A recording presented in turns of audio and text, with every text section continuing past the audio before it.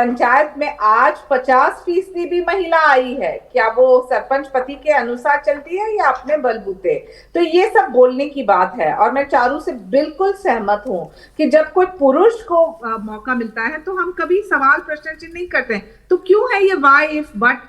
हमारे मित्र अनुराग जी को मैं ये कहना चाहती हूँ कि अभी नहीं तो कभी नहीं। 27 साल हमने इंतजार किया। जो राजनीतिक इच्छा शक्ति बहुत सारे राजनीतिक दलों को दिखाना चाहिए था, वो आदरणीय प्रधानमंत्री ने दिखाया। एक पुरुष प्रधान देश में एक पुरुष मानसिकता ने ये ठान लिया कि जो 816 सीट्स पे लड़ेंगे तो कोई आपत्ति हो ही नहीं रही है किसी को भी। आपको जो देना है ओबीसी को तो आप दीजिए आपके कोटा में से, कौन आपको ना बोल रहा है? ऐसे नहीं है कि शेड्यूल कास्ट को नहीं दिया है, शेड्यूल ट्राइब को नहीं दिया है, अन्य जाति को नहीं मिला है।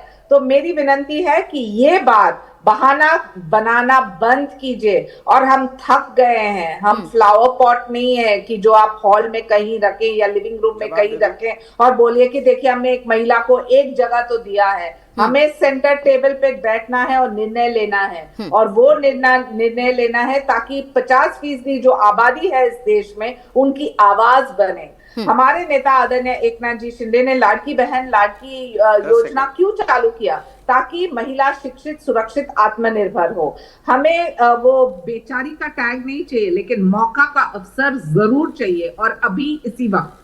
ठीक है कंचना जी, जब अवसर ही नहीं मिलेंगे तो कैसे महिलाएं आगे बढ़ेंगी? महिलाओं को आपको हमेशा सशक्त करने की बात ये कही जाती है, लेकिन जब सशक्तिकरण की बात आ रही है, जब बिल आ रहा है और प्रधानमंत्री कह रहे हैं कि क्रेडिट मुझे नहीं लेना, विपक्ष को ब्लैंक चेक दे रहा हूं, क्रेडिट ले लीजिए। देखिए गोनिका जी, एकदम एक शब्द आपने बोला, अवसर। बात सिर्फ अवसर की ही है। और आपने बोला कि महिलाओं के आरक्षण के विरोध में क्यों। आपको याद होगा हिस्टोरिक तौर पर अगर देखें तो 1996 में सबसे पहले यह बिल आया था, और बिल आया था जनता दल की सरकार में। हमारी सरकार में सबसे पहले as a private member bill जो है वो जनता दल की सरकार में आया था। और तभी से यह मांग उठी थी कि महिलाएं शोषित हैं, वो सारे वर्ग की महिलाएं शोषित है, लेकिन उसमें भी सबसे शोषित कौन? बात है अवसर की। तो बात अवसर की तो दलित समाज को भी होना चाहिए, ओबीसी समाज की महिलाओं को होना चाहिए। लेकिन चारू जी और साइना जी को शायद एक फैक्ट नहीं मालूम है कि एससी एसटी को जो पुरुष हैं उसमें महिलाएं भी लड़ती हैं, ऑलरेडी आरक्षण है, उनको आरक्षण है। और ओबीसी की महिलाओं के लिए आरक्षण की मांग हो रही थी,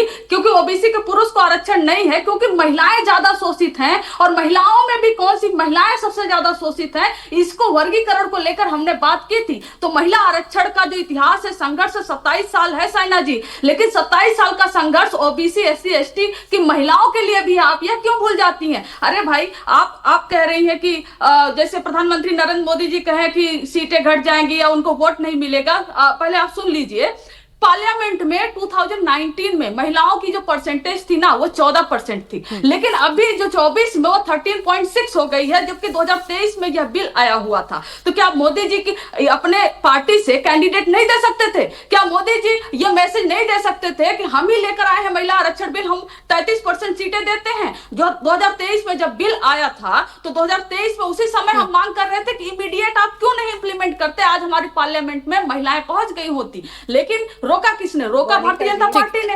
आपने डिले किया भारतीय जनता पार्टी ने, आज हम पर आरोप लगा रही हैं। तो सबसे पहले बीजेपी को अपने गिरेबान में झांकना चाहिए कि जब वक्त था कि 2024 के पार्लियामेंट में हमारी 33% महिलाएं पहुंची होती, तब आपने 2029 तक लटकाया। और आज जब 3 दिन बाद बंगाल में चुनाव है तो आप स्पेशल सेशन बुला रहे, क्या इमीडिएट लागू करेंगे? इमीडिएट लागू करिए। हम तो अभी लागू करने की मांग कर रहे हैं, आप तो 2029 की बात कर रहे हैं। तो यहाँ पर सवाल आप पे होगा, सवाल हम पे नहीं होगा। ठीक है।